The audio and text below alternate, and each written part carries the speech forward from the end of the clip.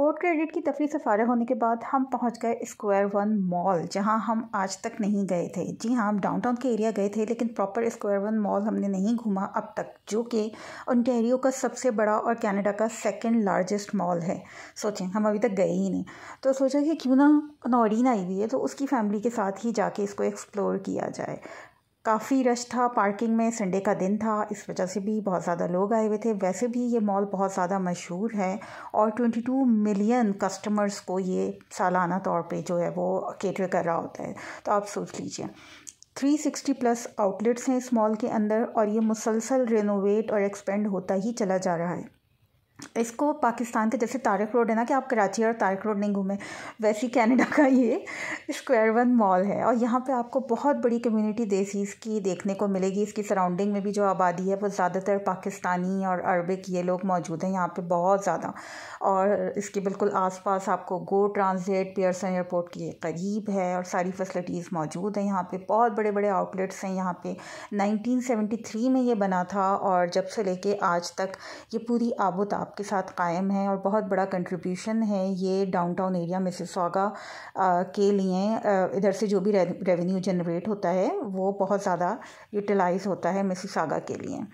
तो जनाब यहाँ पे एक बहुत बड़ा कोई फेस्टिवल भी लगा हुआ था और हम देखते हुए गुजर गए। माइनक्राफ्ट एक्सपीरियंस का कुछ गेम था जो कि बच्चों ने खेलने से मना कर दिया कि अब हम बड़े हो गए हैं, तो इन लोगों की फ़ौरन जो है ना वो प्रायोरिटीज़ चेंज होती रहती हैं, कभी कुछ कभी कुछ। तो फिर हम इन लोगों को ले गए रैक रूम, जहाँ पे सिर्फ हमज़ा और अनाया गए थे और बाकी बच्चे अपना रोब अराउंड कर रहे थे। उनको हमने छोड़ दिया था पैसे देके कि भाई जाओ अपना घूमो फिरो और अगर कुछ शॉपिंग करनी है तो कर लो।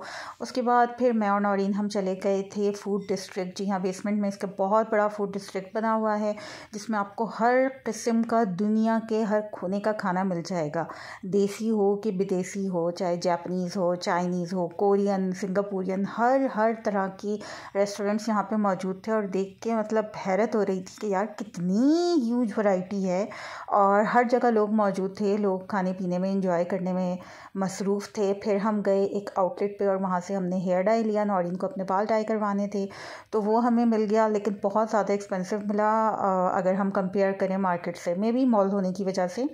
फिर कुछ ज्वेलरी वगैरह हमने देखी, काफ़ी अच्छे स्टॉल्स लगे हुए थे और फिर हम घुस गए वही एग्जीबिशन जो हम ऊपर से देख रहे थे वहाँ के। चलो हम देखते हैं यहाँ पे क्या क्या हो रहा है। तो यहाँ पे इस तरह के ज्वेलरी के स्टॉल्स थे, कुछ बड़े क्यूट से लेगोस के स्टॉल्स थे और डिफरेंट स्टॉल्स थे।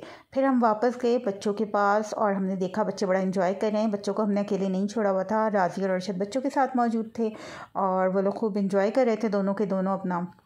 मैं और मेरी बहन अपना एंजॉय कर रहे थे, तो सब अपना अपना एंजॉय करने में लगे हुए थे, मॉल घूमने में लगे हुए थे। और इस तरह से हम लोगों ने जो है वो पूरा स्क्वायर वन मॉल अच्छे से घूमा। लेकिन क्योंकि संडे था तो 7 बजे ही क्लोज़ हो गया था। तो 7 बजे हम वहाँ से निकले और उसके बाद भूख से निढाल हो रहे थे तो हम पहुँच गए रिजवे और रिजवे में हम गए कराची फूड कोर्ट, जहाँ हम जाते हैं हमेशा। और बहुत शदीद भूख लग रही थी और खाना नहीं मिल के दे रहा था। चटनी और रोटी ये खा रही हैं। सर में दर्द होना शुरू हो गया था, बहुत टाइम लग रहा था और अब फाइनली यहाँ पे शेक्स आने शुरू हुए हैं बच्चों के। तो 40 मिनट्स का वेटिंग टाइम था, विच इज़ अ लॉट। और मुन्नी रोटी खा रही है। फाइनली खाना आ गया। हमने बारबेक्यू प्लेटर, निहारी और बच्चों ने बर्गर्स ऑर्डर किए थे and it was worth the wait. खाना बहुत मज़ेदार था और सब बहुत खुश हुए, सबको बहुत ही ज़्यादा मज़ा आया। तो जब मेहमान खुश होते हैं तो दिली खुशी महसूस होती है। कैसा लगा आपको व्लॉग बताना बिल्कुल नहीं भूलिएगा।